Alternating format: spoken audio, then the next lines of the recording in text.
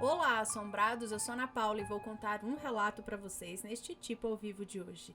E aí, tudo bem? Eu espero que sim, que esteja tudo bem. Já vou pedindo para você deixar o like neste vídeo e não se esqueça de fazer aquela visitinha à nossa loja virtual, a lojaassombrada.com.br, combinado? E vamos pro relato de hoje, que é uma parte 2. Eu vou deixar nos cards aqui em cima a parte 1, tá? Eu não sabia que ia ter uma parte 2, mas tá tendo uma parte 2, então o relato Me Apaixonei por um Lobisomem, parte 1, vai estar aqui nos cards, tá bom? Então, se você não viu a parte 1, recomendo que veja primeiro um, para depois vir para este daqui, beleza? Então, vamos lá ver do que se trata esse daqui, porque agora eu não lembro direito também do 1, meu Deus do céu. Bom, então vamos lá. Me Apaixonei por um Lobisomem, parte 2. Olá, Ana, Matheus e assombrados. Estou aqui para atualizar você sobre o que foi feito nesses últimos dias após eu enviar o meu relato a Ana. Me Apaixonei por um Lobisomem. Eu enviei no dia 21 de fevereiro e a Ana postou no dia 23. Gostaria de agradecer pelo carinho e respeito com o qual a Ana leu o meu relato. Para mim é algo muito sensível, pois se trata de questões do coração. Não é algo comum de se dizer por aí, para alguém do dia a dia, mas aqui eu fui ouvida da maneira que eu gostaria. Ana, os nomes já estão trocados, então pode ler tranquila, beleza. Para quem não se lembra, eu estava afastada há 3 meses do Ricardo. Bom, na sexta-feira, quando a Ana postou o relato, eu já estava decidida a falar com o Ricardo. Ainda mais depois de ler alguns comentários que reforçavam o que eu já queria fazer. Uma coisa importante, quando escrevi o meu primeiro relato, eu fui escrevendo tudo conforme eu me lembrava. Vi que ficaram faltando alguns detalhes, mas eu estava tão emocionada quando escrevi que eu deixei passar. Mas tentarei ser o mais detalhista possível aqui. E já adianto que será longo. Não é tão longo, não. Eu criei coragem e mandei mensagem para o Ricardo na sexta-feira à noite, depois de ficarmos afastados durante 3 meses. Ele prontamente me respondeu e disse que não imaginava receber uma mensagem minha depois de todo o ocorrido e depois desses meses todos afastados, né? Eu fiquei feliz porque vi que ele estava empolgado conversando comigo. Na sexta ainda não seria possível vê-lo, porque eu já estava em um compromisso marcado com a minha amiga que fazia aniversário no dia, mas eu e Ricardo ficamos conversando a noite toda, até eu chegar em casa e ir me deitar. Marcamos de nos encontrar no sábado à noite. Ele sugeriu que a gente saísse para jantar. Sugeriu um lugar público porque pensou que eu estivesse com receio de ficar sozinha com ele. Mas eu preferia que fosse na casa dele, para termos mais privacidade para conversar sobre esse assunto. Para ser sincera, naquele momento eu não pensei muito a respeito do medo que eu sentia depois de toda aquela situação. Ou se fazer aquilo era mesmo algo seguro, enfim. Eu só estava disposta a entender e resolver isso. Não importava como fosse, a minha decisão já estava tomada. E lá vamos nós de novo. Chegou o sábado à noite, me arrumei, linda, cheirosa, estava deslumbrante. E com muita saudade dele. Quando eu o vi chegando de carro, meu coração acelerou igual aquele dia. Parecíamos 2 crianças que haviam acabado de ganhar um doce do tanto que estávamos felizes em nos reencontrar. Ficamos um tempo abraçados e depois fomos para a casa dele. Quando desci do carro, eu estava muito nervosa, eu tremia muito, eu não sabia se era de medo ou de amor, mas eu tremia. Quando eu cheguei, estava tudo muito bonito. Ele havia acendido velas, fez um fricassê de frango, que eu adoro, e montou uma bandeja de queijos. Comemos, tomamos vinho e conversamos. Para chegar no assunto sobre o que realmente havia acontecido naquele dia, foi muito difícil. Ele não conseguia se expressar. Eu vi que ele ficou triste e mal conseguia falar. Falei que se não quisesse não precisava falar sobre isso, mas ele insistiu e disse que queria me contar porque queria saber se eu seria capaz de continuar na vida dele ou se podíamos encerrar por ali. Atenção! Tudo que eu ouvi e o que eu vou contar agora foi ainda pior do que tudo que eu havia presenciado até então. Ele me contou sua história, contou que foi amaldiçoado pela avó materna, sim, Era ele a criatura que eu vi naquele dia. A avó nunca aprovou o relacionamento de seus pais. Ela era feiticeira, só mexia com magia negra e tinha domínio do livro de São Cipriano. Ela fez um dos rituais que está nesse livro, o verdadeiro livro. Ele já recorreu a alguns médiuns, bruxos e até mesmo a padres para tentar desfazer essa maldição. Porém, eles diziam que não seria possível ser desfeito, que se alguém tentasse desfazer, ele ia morrer. Nenhum deles aceitou desfazer. Os padres acreditam que não há mal nessa terra que não possa ser quebrado com o poder de Deus, mas apesar disso, nenhum deles conseguiu fazer nada a respeito. Só quem poderia desfazer era ela. Nenhuma pessoa poderia desfazer aquilo que a sua avó havia feito, sem que ele morresse. Nenhum médium ou bruxo aceitou fazer. Ela já é falecida. Se arrependeu de tudo antes de ficar doente e anos mais tarde morrer. O arrependimento dela foi de imediato.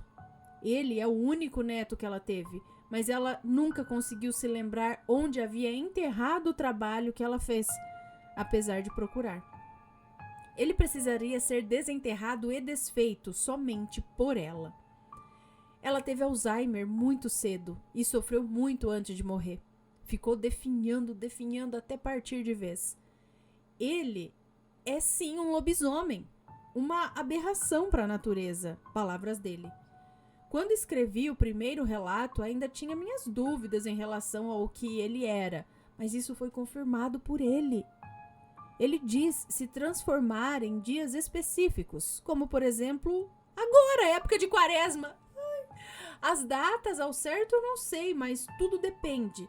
Segundo ele, lembrando que isso são palavras dele, então eu não sei ao certo do que depende, quando se transforma fica com muita raiva, mas diz ter plena consciência do que está fazendo. Nunca chegou a ferir alguém que amava. A mãe dele o amarrava em correntes quando criança, e foi assim até a sua adolescência. Foi uma vida de solidão e sofrimento. Ele tentou dar fim à vida 4 vezes, mas não conseguiu.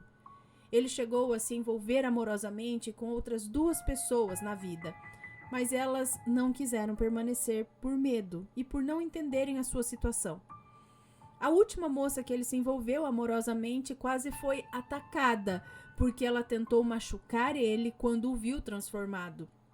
Quando transformado, ele não pode ser confrontado, porque fica em estado de raiva.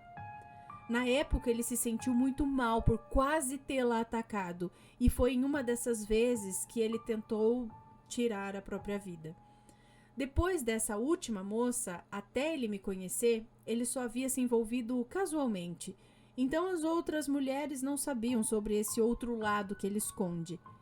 Ele me contou muitas coisas sobre o decorrer de sua vida, mas irei relatar aqui o que acho que seja necessário para não ficar muito longo.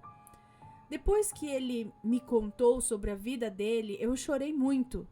É muito difícil aceitar que o homem que eu gosto tanto e que sempre me tratou com tanto carinho sofreu a vida toda com algo que é irreversível e que ninguém é capaz de compreender. Um ser inocente que foi vítima da própria avó, maledite, né? Isso tudo parte o meu coração. Eu não queria saber se ele seria capaz de me atacar, nem o que aconteceria depois disso. Eu quis me entregar a ele naquele momento. E me entreguei mesmo. Nunca havia tido vontade de fazer isso com outra pessoa. Naquele momento foi o que eu quis fazer. Eu acho que vocês já imaginam o que deve ter acontecido, certo? E foi isso mesmo. Mas não terminou por aí. Quando estávamos deitados, eu vi que ele começou a ficar preocupado. Já tinha passado das 2 da manhã. Era por volta de 2h45, mais ou menos, quando... Era por volta de 2h45, quando olhei. E ele queria que eu ficasse trancada no quarto, porque ia acontecer. Isso mesmo que você leu, Ana. Ele iria se transformar comigo ali. Parece um delírio escrever isso. Para mim não é fácil. Mas foi o que aconteceu. Eu não o vi se transformar. Ele não permitiu. e eu não tive forças para levantar. Ainda assim tenho muito medo, mas eu não me tranquei no quarto. A porta ficou aberta, como ele havia deixado. Eu me cobri e fiquei quieta. Eu suava frio, eu tremia muito. Pensei que meu coração fosse sair pela boca a qualquer momento. Eu tava chorando. Eu sou muito chorona, como você pode ver. E ele veio até o quarto de forma não humana e eu estava em estado de choque, como na primeira vez, né? Ele é exatamente como eu me lembrava. Focinho de um boi, orelhas pontudas, boca de cachorro, preto, peludo, grande. Tinha um cheiro forte e incomum, mas não chegava a ser um cheiro ruim. O Ricardo é um homem muito cheiroso, mas aquele animal tinha um cheiro desconhecido. Eu fiquei em completo e absoluto silêncio, mas dessa vez consegui olhar para ele, de uma maneira diferente, mas ainda assim com muito medo. Ele subiu em cima da cama e subiu em cima de mim. Ele fez como da primeira vez. Deitou sobre o meu peito e ficou quieto. Não fazia nada. Respirava lento e profundamente. Pesado, mas não a ponto de me esmagar ou me sufocar. Tudo ficou em silêncio para mim naquele momento. O mundo havia parado e eu pensei... Fiquei dias sem dormir por conta dessa suposta criatura que por muitas vezes pensei ser uma ilusão. Eu tomei remédios e agora ele está aqui em cima de mim novamente. E porque eu mesma estava permitindo essa situação, né? Passado um tempo, não sei dizer quanto, para ser bem sincera, ele saiu de cima de mim e foi correndo para o outro cômodo. Eu não conseguia me levantar, ainda estava em choque. Me cobri dos pés à cabeça e virei para o lado. E o Ricardo voltou em forma humana. Chorando, me perguntando como eu estava me sentindo e o que eu achei disso tudo. Mas eu só conseguia pensar... Como assim? Acabou? Já? Não é nada como eu imaginava, né? Não foi isso que eu imaginei. Foi muito rápido aquilo tudo. E ele disse que sempre começa a partir das 3 da manhã. Eu não me lembro ao certo o horário, mas já era mais de 4 horas da manhã quando ele reapareceu em forma humana. Eu não lembro ao certo quanto tempo ele ficou em cima de mim ali, mas sei que foi das 3 da manhã em diante. Estou desde domingo tentando contar o que aconteceu. E hoje já é quarta-feira da semana passada. Quer dizer, enfim. Mas eu tive muita dificuldade em me expressar, pelo menos da maneira que eu gostaria. Eu e Ricardo estamos juntos. Eu não sei como lidar com isso. Para ser bem sincera, eu esperava outra explicação quando decidi procurá-lo. Eu não conheço nada semelhante a isso, eu não sei para quem contar, mas eu tô disposta. Quando amo, eu amo grande. Sem ele, esse tempo todo, eu fiquei muito triste, até meio depressiva. Não sei como vai ser. Penso como pode ser no futuro. Penso muitas coisas ao mesmo tempo. Mas eu não consigo e nem quero evitar o que eu sinto por ele. Nos comentários do relato anterior, muitas pessoas disseram que eu não deveria tê-lo abandonado. E não devia mesmo. Me arrependi profundamente de ter feito isso. Eu não achei que ele fosse querer falar comigo depois de eu tê-lo afastado durante todo esse tempo. Mas não tinha um dia sequer que eu não pensasse nele. Ele tem o sonho de ser pai. Eu também sempre tive o desejo de ser mãe, apesar de ainda ser jovem. Mas eu não sei como seria se caso isso acontecesse. É algo que eu não paro de pensar. Enfim, no momento é isso, assombrados. Gostaria de trocar experiências. Eu não tenho coragem de dizer isso para ninguém que faça parte do meu convívio.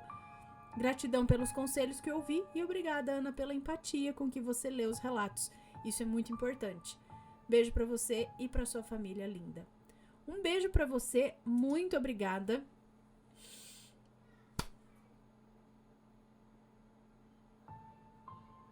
E aí? Então, de novo pra mim ver o lance da transformação.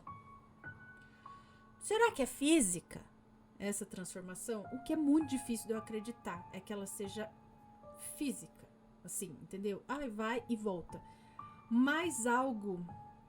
que acontece, eu não sei explicar, mas será que... Ai, como que eu explico? Isso é um ser do astral, vamos dizer assim. No astral ele se transforma, entendeu? Ele acessa o lado de lá. Por exemplo, pessoas, esse lance da transformação. Pessoa que vira porco e não sei o que lá. Será que eles não acessam um eu deles do lado de lá? Vamos dizer, eu tô aqui, eu fiz uma viagem astral, saí do meu corpo. Agora tenho o corpo que voa, aí, por aí, né? Eu não sei, eu nunca lembro direito os termos corretos. Corpo astral, corpo não sei o que. Mas o espírito, vamos dizer assim. Continua a Aninha lá voando no mundo espiritual ali, né? Vejo fantasmas, vejo outras pessoas na viagem astral. Então, nesse mundo aqui, então, será que esse daqui pode se transformar, sim, num lobo e tal, e acessar o nosso mundo aqui? E aí é onde a gente vê. Mas a gente não tá vendo, na verdade, o corpo físico da pessoa, mas como se ela tivesse num astral, e aí lá ela é um bicho, nesse caso um lobisomem. E é assim que acontecem essas maldições ou essas aparições. E pode ser tão forte que às vezes pode conseguir o contato físico, né? Ou, eu não sei, a gente tentando achar uma explicação que não seja a transformação assim, sabe, igual a gente vê no filme. Cresceu o focinho, mudou aqui, depois volta tudo, né? Não sei, e tem outro relato aqui, se não me engano, parecido com esse, mas falando de pessoas que, sim, afirmando que conhecem, que conheceram uma pessoa que é lobisomem.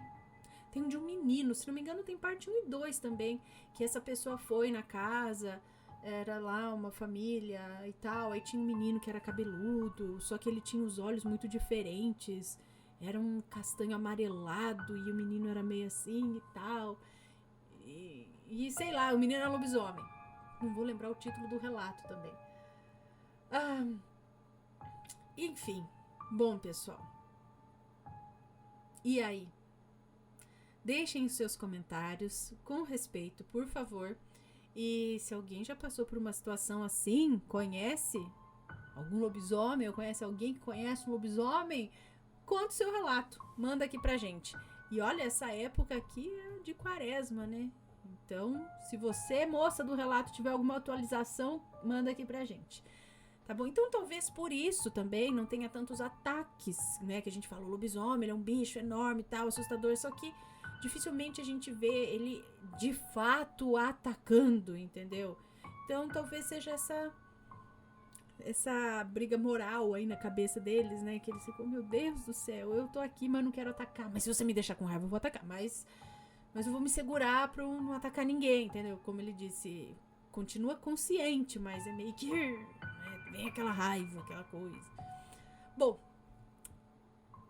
se alguém tem alguma experiência, conta pra gente, ok? Esse foi o relato de hoje. Um grande beijo pra vocês. Não esqueçam de ver a parte 1, né? Acho que já devia ter visto se tá aqui agora. E a gente se vê no próximo relato. Um beijo e fui. Tchau, tchau.